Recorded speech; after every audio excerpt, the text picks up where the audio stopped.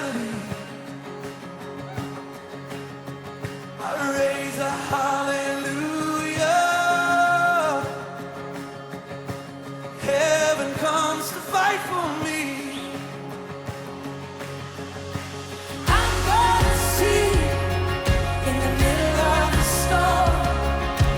Louder and louder, you're gonna hear my praises roar.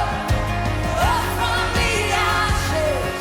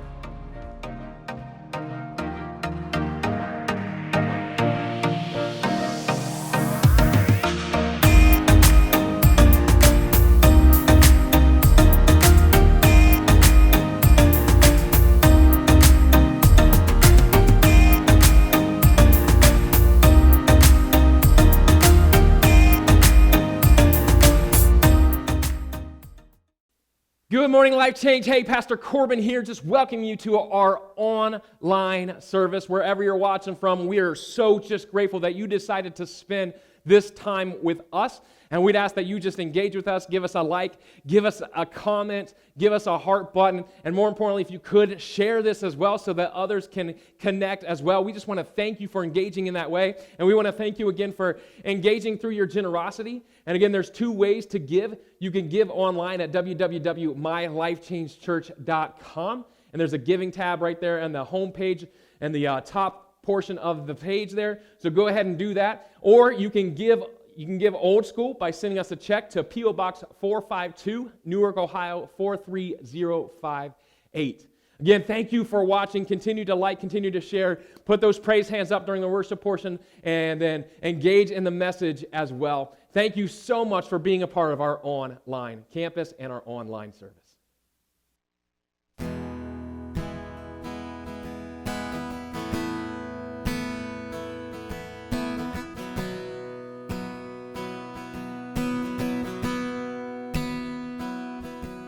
How lovely is your dwelling place,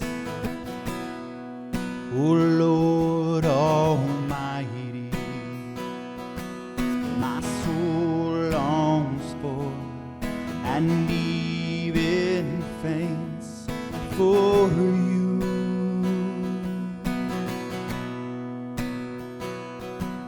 For here my satisfied within your presence. I sing beneath the shadow of your wings.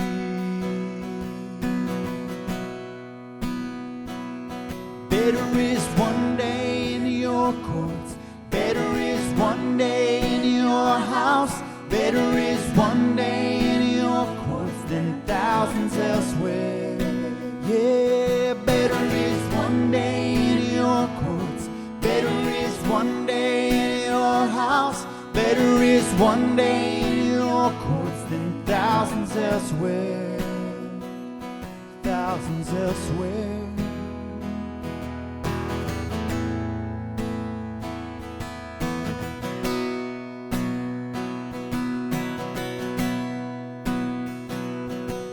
One thing I ask, and I would see, to see your beauty, to find you in the place your glory dwells. One thing I ask, one thing I ask, I would see, to see your beauty, to find you in the place your glory dwells. Yeah, better is one day in your courts, better is one day in your house. Better is one day in your courts than thousands elsewhere. Yeah, better is one day in your courts. Better is one day in your house. Better is one day in your courts than thousands elsewhere. Yeah, better is one day in your courts.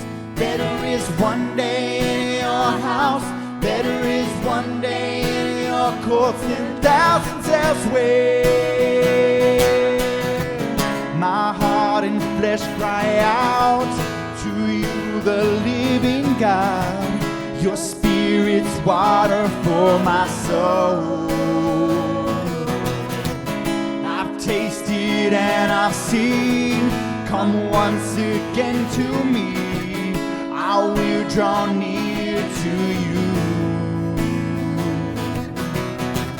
I will draw near to you.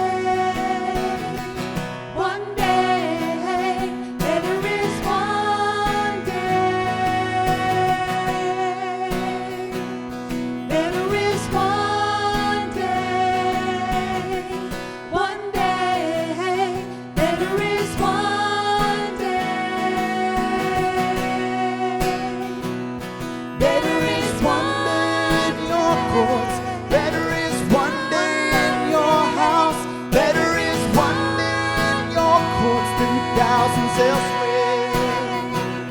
Better is one day in your courts. Better is one day in your house. Better is one day in your courts than thousands elsewhere.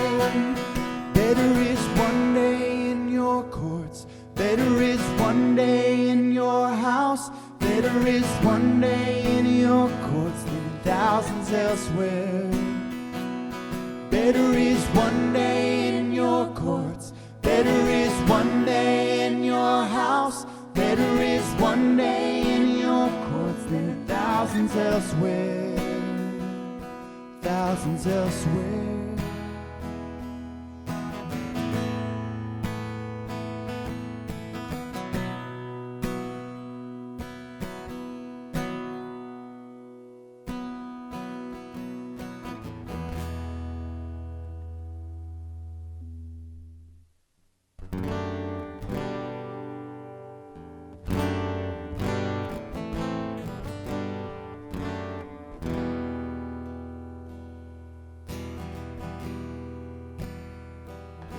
One name holds weight above them all.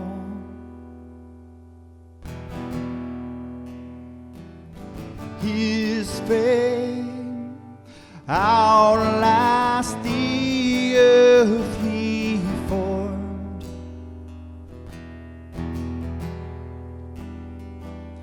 His praise resounds beyond the stars and echoes in our hearts. The greatest one of all.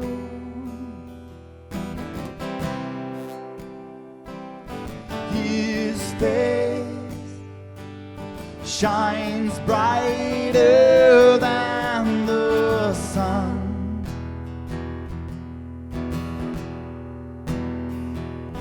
His grace as boundless as his love.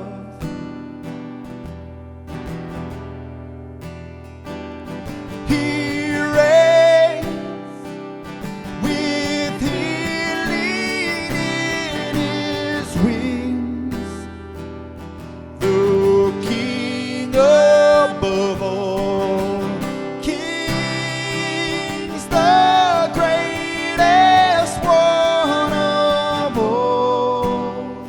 Oh, lift up our eyes and see the King has come. Light of the world reaching out for us. There is no other name. There is no other name. Jesus Christ our God. Oh, seated on high, the undefeated one. Mountains bow down as we lift him up. There is no other name. There is no other name. Jesus Christ our God. Oh, find hope when all the world seems lost. Behold the triumph of the cross.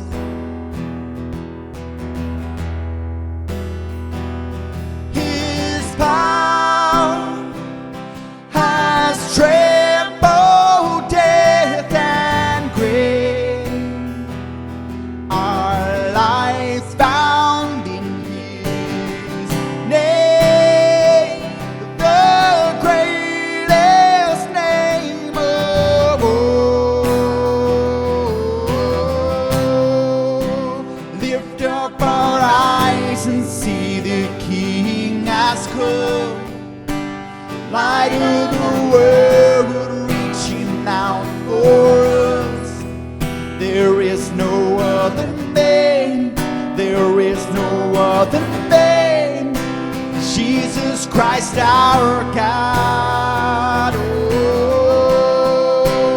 seated on high, the undefeated one. Mountains bow down as we lift him up. There is no other name, there is no other name, Jesus Christ our God. Oh, Jesus,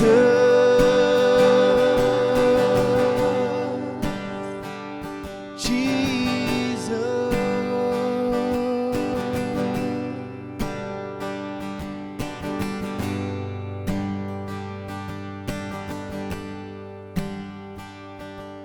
The earth will shake and tremble before him. Chains will break as heaven and earth sing. Holy is the name, holy is the name of Jesus, Jesus, Jesus.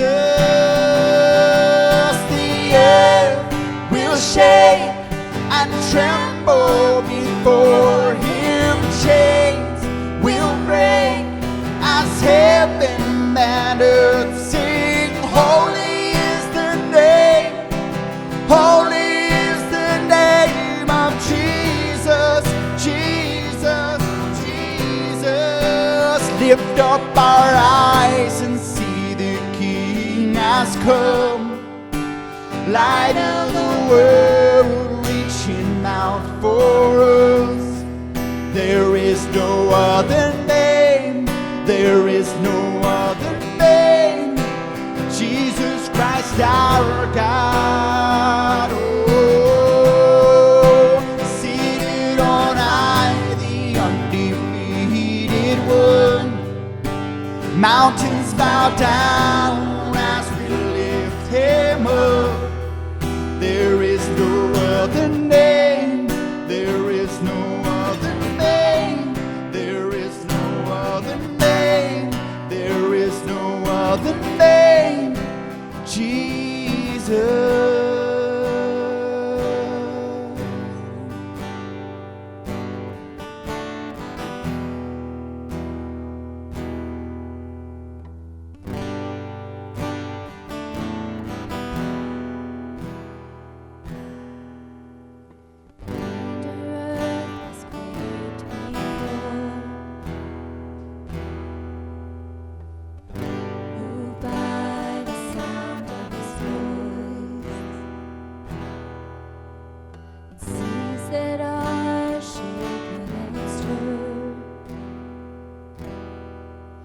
Can be calmed and broken from my regard. Through it all, my eyes are on you. Through it all, it is well.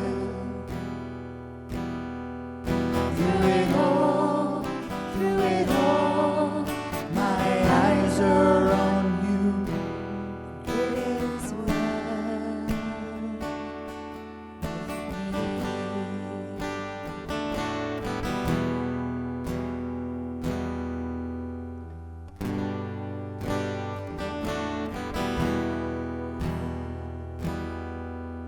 Far be it from me to not believe,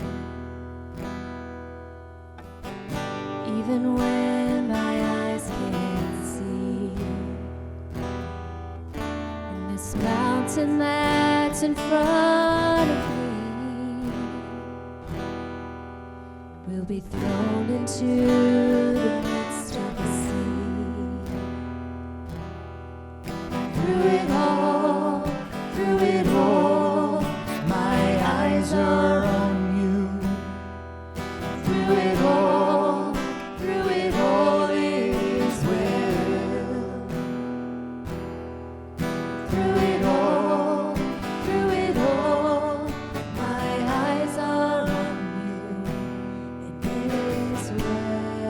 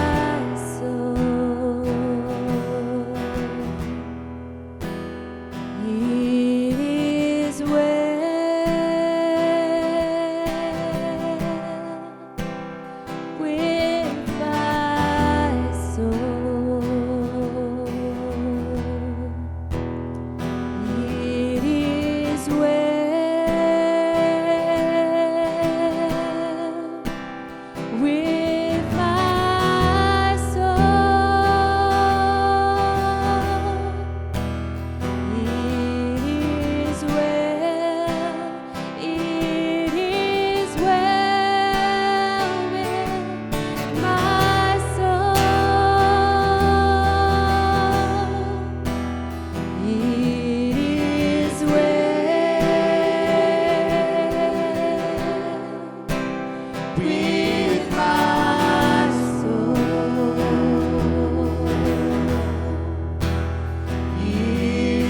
is well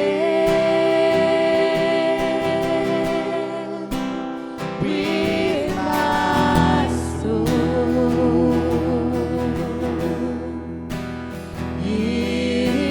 is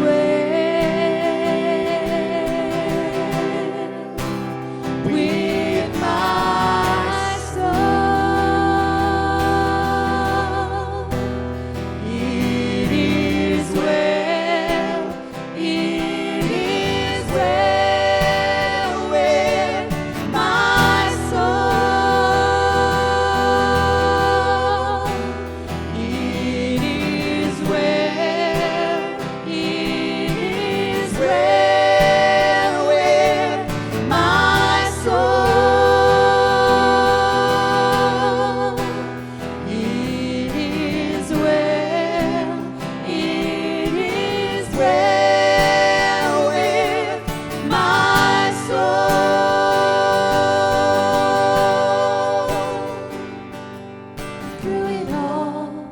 Through it all, my eyes are on you.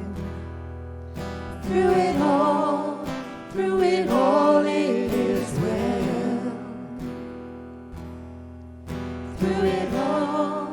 Through it all, my eyes are on you, and it is well with me.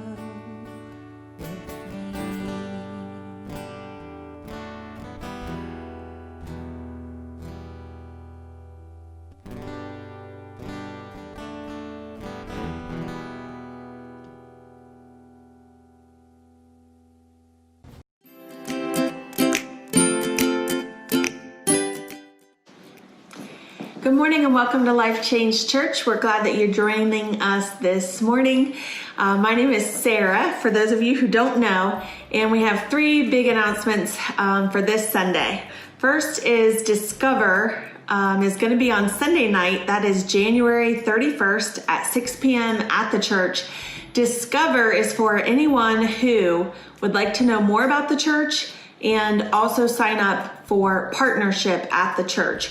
Partnership is basically what we call membership. So if you consider yourself a member of LifeChange Church and you have not yet attended a partnership meeting, please mark your calendar for Sunday night, January 31st at 6 p.m.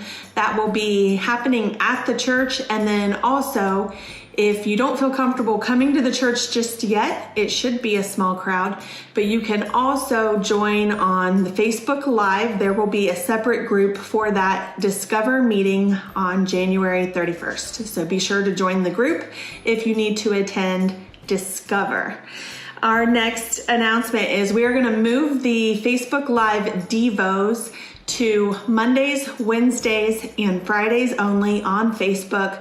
That will still be at the 8 p.m. time slot. We're just moving them to Monday, Wednesday, and Friday only. And then finally, we want to remind you that our online service is posted every Sunday at 9 a.m. on Facebook and also on the church's website. And then also we are having in-person services every single week, every Sunday morning at 10:30 at the church. So we will see you guys soon. Hope to see you there. Have a great week.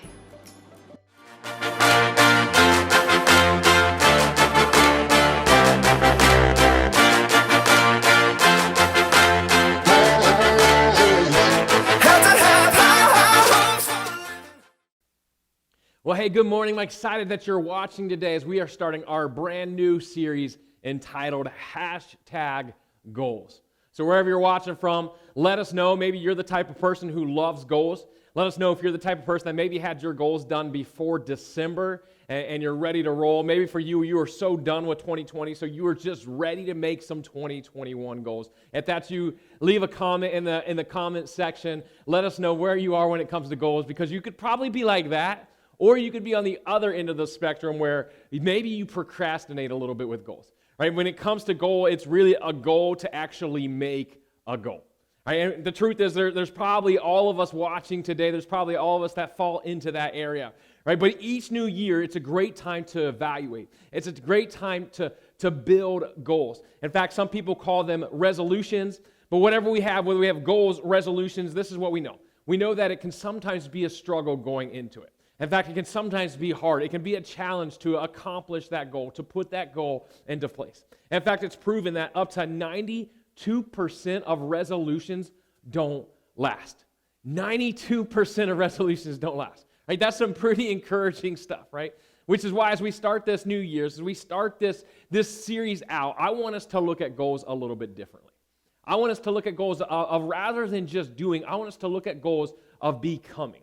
In fact, here's the tagline that I really want us to walk away with. Here's the tagline and how I want us to think about goals. Our goals should be to become better, not just do better. So let's become better, not just do better.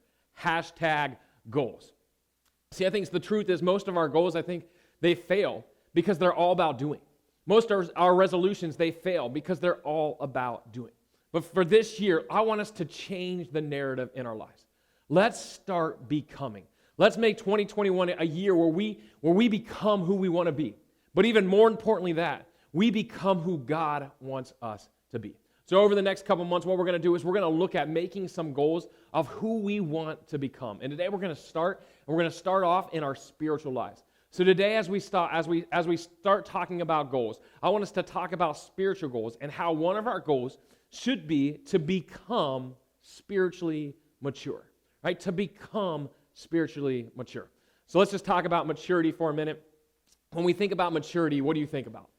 Right? For me, I sometimes when I get a word, I like to Google it and then actually look at the images of there. So this is really what came up when I Googled the imagery of maturity. And maybe for you, this is a pretty clear definition, right? This is pretty clear of what maturity looks like, right? It's the progression of age. It's the progression of development.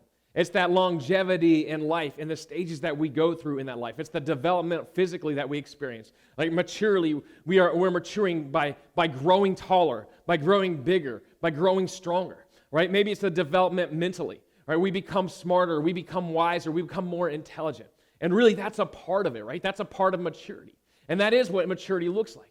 But let's think about spiritual maturity now. What do you think of when you think of spiritual maturity? Right? It's growth spiritually. But what does that actually look like? What does that seem like for us? Maybe for you, maybe it looks like this lady right here. Right? So this is grandma with her Bible. For some of us, this is the epitome of spiritual maturity. Right? We've had grandmas that we looked up to that oozed spiritual maturity. Right? Maybe that's what spiritual maturity looks like for us. Maybe for us, it looks like a Bible scholar. So this is actually Eugene Peterson. He's actually one of my favorite Bible scholars. He's the guy who really put into the message version of the Bible. And for us, maybe that's what spiritual maturity looks like. It looks like a scholar. It's somebody who's very learned, somebody who knows so many different things about the Bible, who studied it, right? Maybe that's what spiritual maturity looks like for us. Maybe for us, maybe it looks like this. Maybe it looks like the Sunday school teacher. Right? We've probably had a Sunday school teacher that made an impact on our lives. There's probably a Sunday school teacher that's made a difference in our lives before, and for us, that's what spiritual maturity looks like. Or maybe it's this, the church board, right? The board member, the one who makes decisions, the one who contemplates all these things. Maybe that's what spiritual maturity looks like for us. And then finally, maybe it's this. It's the pastor. Maybe it's the role of the pastor. That's what spiritual maturity looks like to you. And listen, most of these things, they should have spiritual maturity. These people should have spiritual maturity. But here's the truth. Spiritual maturity goes deeper than just the statuses of these pictures. In fact, it goes deeper and well beyond status altogether. Right? It goes really beyond titles. It goes deeper than all these things. And here's what I want us to understand today. Here's what I want us to get when it comes to spiritual maturity. Here's what I want us to let settle in. Spiritual maturity is recognized by your fruit, not by your status. Spiritual maturity is recognized by your fruit, not by your status. Right? Spiritual maturity is not something that you do, but it's who you are. It's something that we strive to become. And it's a process that's ongoing. It's not just a status. It's not just a ranking, right? There's no badge that we actually receive, but instead there's fruit that we produce, right? The fact that the status game and the fact that we play this when it comes to spiritual maturity is actually a dangerous game. It can actually lead to some trouble. In fact, Jesus even warns us against this in his most famous sermon, the Sermon on the Mount, when he said this in Matthew chapter 7, verses 15 through 20. So if you have your Bibles, go there with me. Again, if you don't have a Bible, we always challenge you to download the YouVersion Bible app, which is a great resource to take the Bible with you wherever you go. But Jesus said this in Matthew chapter 7, verses 15 through 20. It says, "Watch out for false prophets. They come to you in sheep's clothing, but inwardly they are ferocious wolves. By their fruit you will recognize them. Do people pick grapes from thorn bushes or figs from thistles? Likewise, every good tree bears good fruit, but a bad tree bears bad fruit. A good tree cannot bear bad fruit, and a bad tree cannot bear good fruit. Every tree that does not bear good fruit is cut down and thrown into the fire. Thus, by their fruit you will recognize them." Right, again, here's Jesus. He's in the middle of his most famous sermon, the Sermon on the Mount. And this is a sermon where he's basically talking about all the things that we'll experience, all the things that life throws at us. And Jesus is warning us. And he's saying it goes beyond just status. He says that it goes beyond just status, and if we just rely on our status, if we just do that, what happens is we will bear bad fruit and will become like a false prophet. Where we'll bear fruit that will tell the true tale of us. It'll show our immaturity. And again, false prophets are seen for this. They're seen for their fruit. Their immaturity is seen by their fruit, and vice versa. Our maturity is also shown by our fruit as well. Again, it goes beyond our appearance. It goes beyond our status. This is why this is an inward goal. This is why this is a goal of not just doing, but a goal of becoming.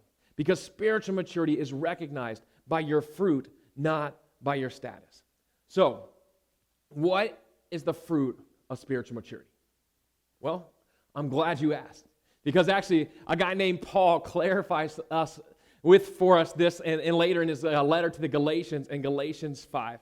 And he says this in Galatians 5, 19 through 26. It says, "The acts of the flesh are obvious: sexual immorality, impurity, and debauchery, idolatry and witchcraft, hatred, discord, jealousy, fits of rage, selfish ambition, dissensions, factions, and envy, drunkenness, orgies, and the like. I warn you, as I did before, that those who live like this will not inherit the kingdom of God." So what's that? That's the negative fruit, right? That's the fruit of ourself. That's the fruit of our own selfish ambitions. That's the fruit of the flesh.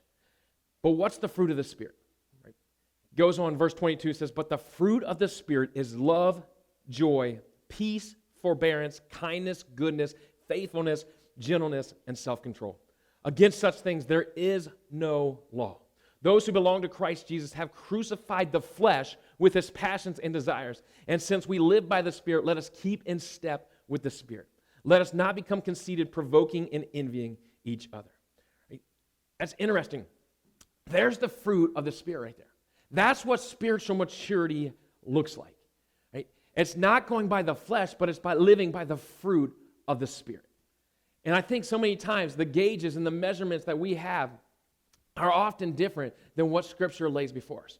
All right, if you look at it, this is perfectly laid out for us. Spiritual maturity is perfectly laid out for us. Paul puts it right there, and he puts it plain and simple, right in clear language for us. It's love, joy, peace, forbearance, which is patience, right? Kindness, goodness, faithfulness, gentleness, and self-control.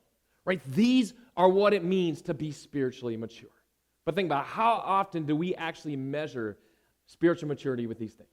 Like, when's the last time you thought, man, they are so spiritually mature because of their fruit, because of their love? When they're so spiritually mature just because they have this peace about them, because they have this joy about them, because they have self-control. Listen, what I think is often what we call spiritual maturity isn't really spiritual maturity. Right? If we're honest, I think we've been using the wrong measuring stick. I think we've been using status instead of fruit. In fact, I was reading an article written by Carrie Newhoff, which is a very interesting article entitled 5 Signs of Spiritual Maturity That Actually Show You Lack It. In fact, what I want to do is I want us to jump in and look at these today. And I want us to see how we often use these as the gauge, and we use these things which are actually status-driven as opposed to fruit. So number 1 is this: pride in how much you know the Bible. Number 2 is truth without grace. Number 3 is grace without truth. Number 4 is harshness towards outsiders while cutting insiders slack. And then number 5 is telling people you're mature. And think about these things. We do these things sometimes? Like, don't we just measure spiritual maturity based on these things? And because of these measurements, I think our goals are off when it comes to actually becoming spiritually mature. And this is why I think some of us, we sometimes feel stuck. Some of us, we feel like we're chasing after something we can never reach. We're chasing after status instead of actually focusing on fruit. Let's look at these a little bit more in depth. So number 1, again, is pride in how much you know the Bible. Think about that. Don't we do that? Don't we think that this is a true gauge of spiritual maturity? We think maturity is all about knowledge. Listen, don't get me wrong. Like, knowledge is a good thing. Like, I want you to know the Bible. I want you to read the Bible. I want you to jump into it. This is why I promote the Bible app each and every week, because it's a chance to read the Bible. But here's where it goes wrong. When we have pride in how much we know. And sometimes I think pride is disguised as maturity. When it comes down to it, pride is always sin. It's always dangerous, and it always comes before the fall.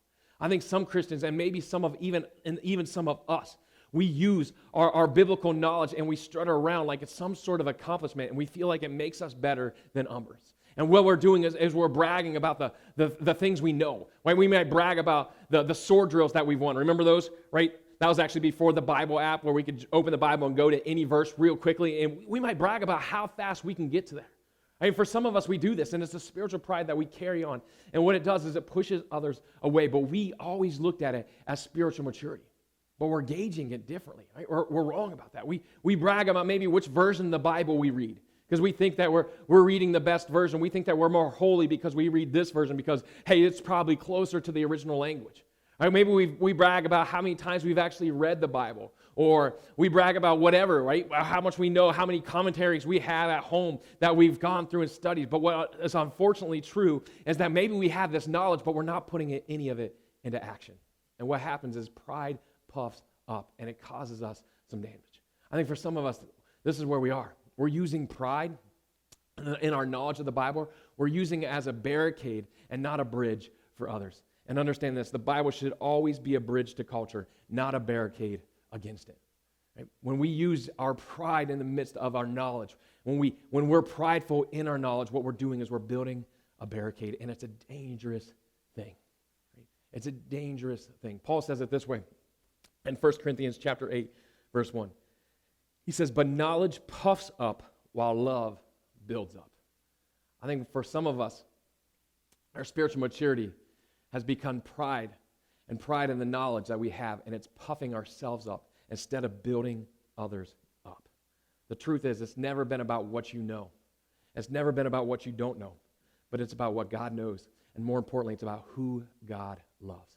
And I think too many times we base our spiritual maturity just on knowledge, which can lead to, again, our knowledge puffing up, but then also can lead to truth without grace, which is number 2. I think sometimes we gauge spiritual maturity based on the truth we know, but we completely put grace to the side. I mean, think about how many of us, we've probably experienced this before. How many of us have maybe even done this? We've used this as a gauge. And again, let me be honest, truth is good. Truth is great. Truth is a good thing. But without grace, it's not maturity. Right? Just truth without grace doesn't show the fruit of the Spirit.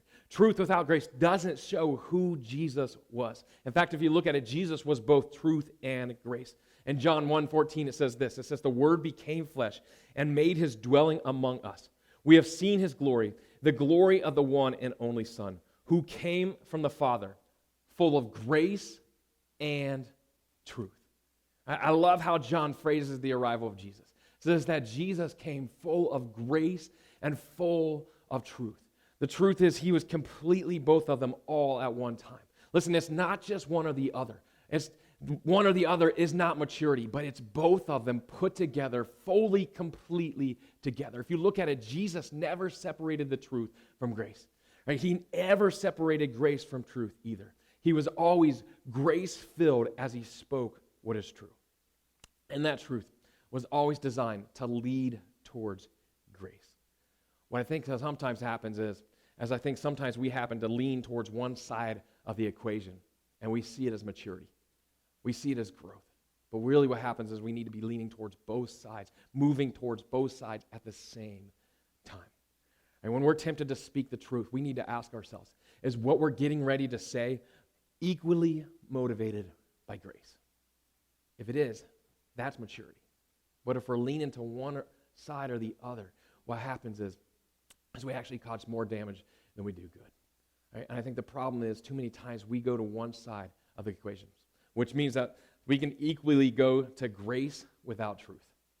And we've seen this before too. Right? In the same way, truth isn't truth without grace. Grace isn't grace when it's separated from truth. Right? I think sometimes people fall on one end of the spectrum. And I think it's really a theological spectrum, and I think for some reason they feel like it becomes maturity. But the truth is, grace still has a backbone, right? Grace still has truth to it, and they operate together, right? You can't separate grace from truth any more than you could separate truth from grace, right? And this is an incredibly difficult line to find, but we must find it. Because what that is, it's maturity. It's us growing in maturity. It's us growing closer to God. Right? Again, if we fall on one end of the spectrum, it's a dangerous place to be, but it's kind of a normal place to be because it's a place of growth. It's a place where we can start, and it's a place where we need the power of our Savior, Jesus Christ, who is both equally truth and grace at the same time, right? It's a good thing that's who he is. He embodies both truth and grace, and we need to strive to be like him because maturity is modeling after him. So number 3 is grace without truth. And then number 4, I think the wrong way we measure maturity is harshness towards outsiders while cutting insiders slack. I think about this. I think many people who consider themselves spiritually mature, many of us, we love to talk about how awful the world is. And listen, it's pretty rough right now. It's pretty crazy. This past Wednesday was one of the saddest days that I can ever remember in the history of the United States. Right? It's sad. It's a sad day in history of humanity. Right? It's just sad. Right? The world is crazy right now. There's things that are pretty bad. Right? And there's things that are pretty rough. There's people that are so far from God. But the truth is, that's how it's always been. Right? All of this, everything that's going on right now is not surprising God. Understand that. Right? We may be in shock, but God's not in shock. What God is, he's still in control. And what he's doing is he's using us, and he wants to use us as a way to bring everybody back to him. I mean, if you look at it, if you go all the way back to the very beginning, God identified the fact that humans are evil, that humans are separated from him, and that we need to be connected back to him. In fact, if you go back in Genesis chapter 6, it says this. Genesis chapter 6, verses 5 through 6 says, "The Lord saw how great the wickedness of the human race had become on the earth, and that every inclination of the thoughts of the human heart was only evil all the time. The Lord regretted that he had made human beings on earth, and his heart was deeply troubled." Listen, God knows that we're all messed up, right? He knows that we're all messed up. In fact, way back then, he destroyed everybody but Noah and on the ark. And then he came with a rainbow, which was a promise that he would never do it again. Why? Because God still loves us. God knows we're messed up, but he still loves us. God knows that we are a race of people that are all completely jacked up, making mistakes left and right, but he still loves us and he still wants a relationship with us. This is why he gave Jesus as the ultimate penalty for our sins. Jesus came, lived a perfect life, died on a cross, and was risen again for us so that we could be connected with him, so that he could save us from our own evil. Right? God so loved the world that he gave himself up, not to condemn the world, but to save it. So why as Christians, why as people who come to church, why as people who think maybe we're spiritually mature, why do we behave like God hates the world? Listen, the world's messed up. It's always been that way. But God still loves it. God still loves it, and so do we. Instead, I think so many times what we do is we look at the world's sins instead of our own. What would happen if instead of looking on the outside and thinking how bad it is, what if we actually looked at ourselves and we looked at sins like gossip, like gluttony, like division and faction within the church, within ourselves, and what if we actually started focusing on that and being the leaders so that others could see that there's hope in the midst of all of it? What that is, that's maturity. But instead, I think too many times we get stuck in a rut. I think we get stuck in looking towards the outsiders and being harsh towards them and just cutting slack for ourselves. But if you look at Jesus, Jesus raised the standards for the insiders, right? That's what the whole New Testament is about. Right? He extended invitations to notorious sinners, to notorious outsiders. He reserved the harshest words, though, for the religious people of the day. I think we have it backwards. As it says, for God so loved the world that he sent his only son. When did we turn it into, for God so loved the world, now we don't have to? The truth is, we still have to love this world. As struggling, as painful, as hard it is to watch everything on the news right now, God's created us to love people, to bring him back to him, to show them who Jesus is. Right? And we don't do that with judgment. We don't do that with hatred. We do it with love. Right? Judgment and hatred is not maturity. It's not a fruit that we want to bear. Right? It's not who we should become. The truth is, very few people get loved into life change. Very few people get judged into life change, but so many people get loved into life change. This is why we're called to love people to life change, to love people into a growing relationship. I think too many times we gauge it incorrectly too many times when we look harshly on the outside and easily on the inside. I think it's time for us to take a deeper look at ourselves to see what we're truly bearing. That's number 4. And then number 5, I think we judge maturity by just telling people that we're mature. Listen, one of my favorite things as a pastor is to hear somebody say that they're spiritually mature, because I know what comes next. Usually what comes next is, I'm spiritually mature, and this is the way I want church to be. Let's just be honest. What's that sound like? It sounds more like a kid than an adult. It sounds more like immaturity than maturity. But it happens so many times. Listen, telling people you're mature is kind of like telling people you're wise. It's proof you're not. In fact, the most mature people, in my view, the most mature people that I've come across are the ones who tend to be the most humble. And if you're strutting your maturity around, it's pretty clear that you've got some growing up to do. And when we strut our maturity around, when we try to tell others what it does, is it causes us to look foolish, and it actually can cause some harm to others. It's because it leads to hatred. It leads to discord. It leads to immorality. It leads to jealousy. It leads to all these things that we never meant to go. Right?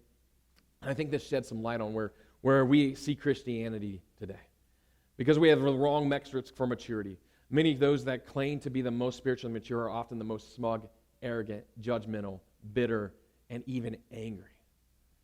And listen, we're still judged by our fruit. And that's not a fruit that we want to bear. Right? That's not a fruit we want to bear. I think too many times we're looking at status instead of fruit, but our fruit shows our maturity.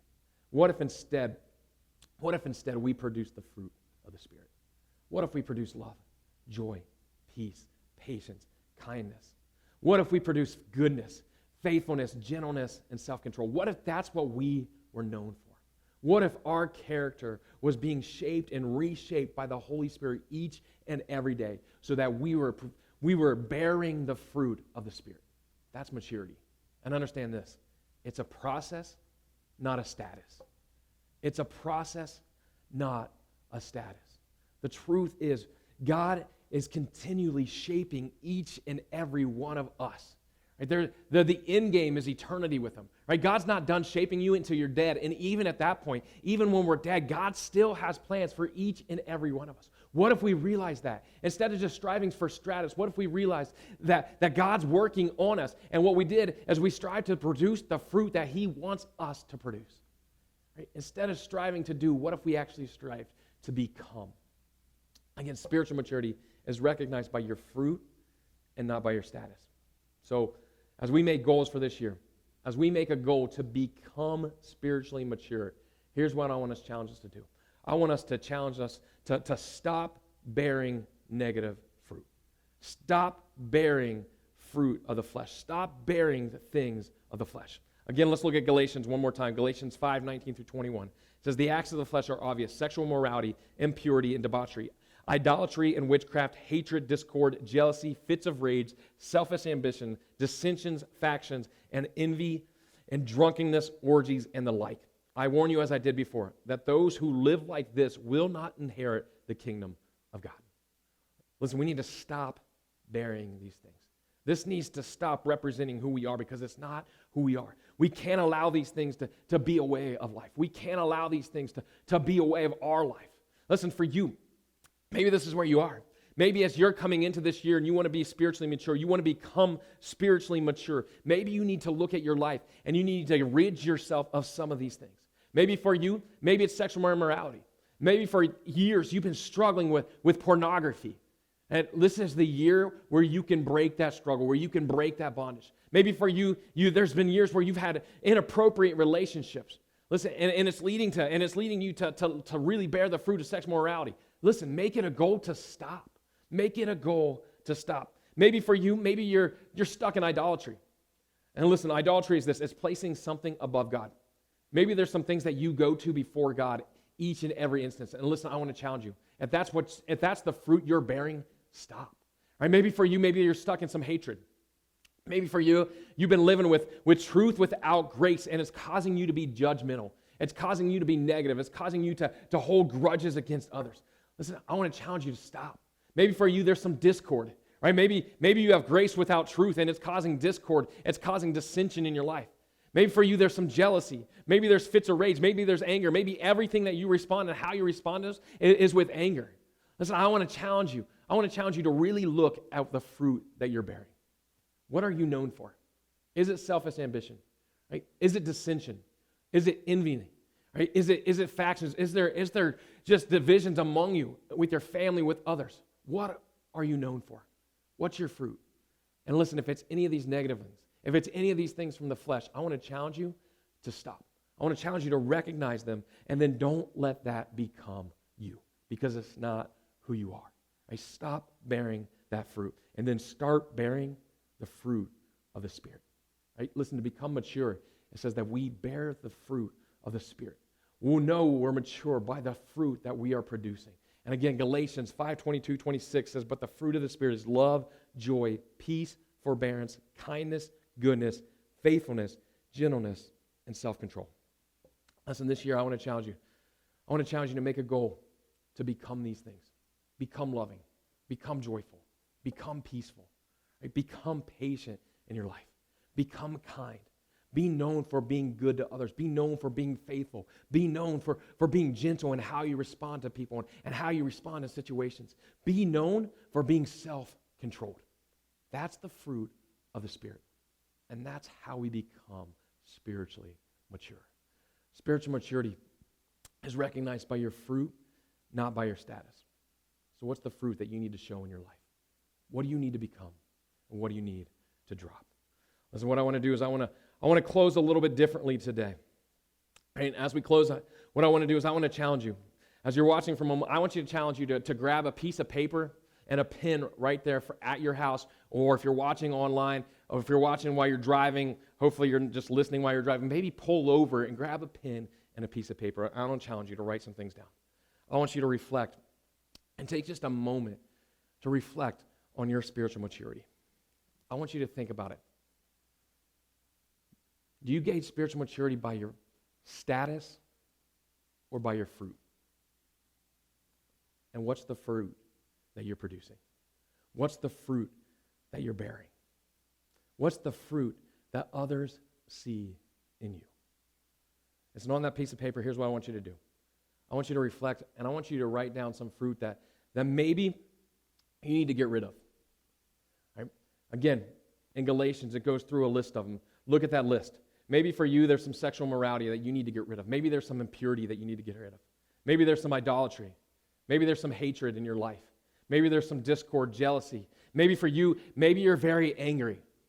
Listen, maybe that's how you respond, is with fits of rage, and you have this anger. Maybe there's some selfish ambition. Maybe there's some envy.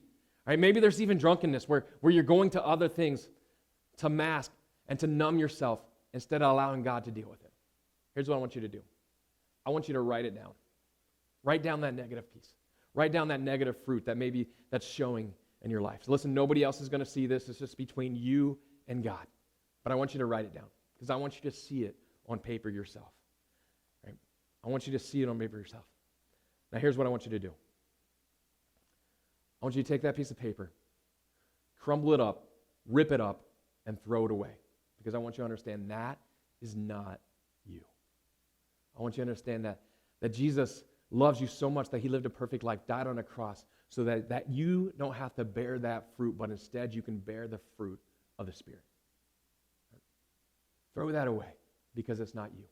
It's not who you're going to become. It's not who you're going to become in 2021. It's not who you're going to become any time in the future, because you have the fruit of the Spirit and you have access to the fruit of the Spirit, and you can bear that. And this year, I want to challenge you to become spiritually mature by bearing the fruit of the Spirit. And so what I want you to do right now is, with that piece of paper thrown away, I actually want you to make a comment on this program, on this Facebook right now, on this as you're watching. I want you to comment what you want to become. It's a goal of who you're going to become. Maybe for you, I just want you to choose one. This year, I want to challenge you to choose one, whether it's love, peace, joy, kindness, patience, goodness, faithfulness, gentleness, or self-control. Choose one of those and then live it out. Choose one of those and then make that your goal for the fruit that you will bear in your life this year and for the years to come. So if you would right now, in the comment section, pick one of those. Pick one of those things and then become that. Become spiritually mature by bearing that fruit. Love, joy, peace, patience, kindness, goodness, faithfulness, gentleness, and self-control. Listen, that's who you are. That's who you can become through the power of the Holy Spirit. If you would right now, write that in the comment section and let us know. And what we want to do is we actually want to send you a card. So if you write it in the comment section, we'll send you just a little business card that you can put in your wallet. You could put somewhere where you see it every day. That way you can focus in on that one word for this entire year. Let's pray. Dear Heavenly Father, we just thank you right now. God, we thank you. God, we thank you that we are not just the thoughts of our flesh. We are not just the fruit of our flesh, but we have the fruit of the Spirit, and we can live that out so that we can become spiritually mature. God, I pray, God, that we don't search for status, God, but I pray that what we reach out to is we reach out for the fruit, and we grow in the fruit each and every year. God, we grow in the fruit to become more mature in you. God, I pray right now for those that are struggling right now. God, I pray that you will give them strength, God. I pray that you give them strength to be somebody that's known for their love, to be somebody that's known for their joy, to be somebody that's known for the peace that they carry, to be somebody known for the patience, God, to be somebody that's known for the kindness, the goodness, faithfulness, and gentleness, and self-control that only comes from you. I pray that over each and every one watching. God, I pray for each one that chose a specific word, God. I pray that this year will be different because of that word, because of that fruit that they're going to bear, God. And I pray that they come closer to being more spiritually mature. But God, it's a process, and it's a process that we continue on. And you have plans for us each and every day of our lives, for our entire life, and even beyond in eternity. And we thank you for God.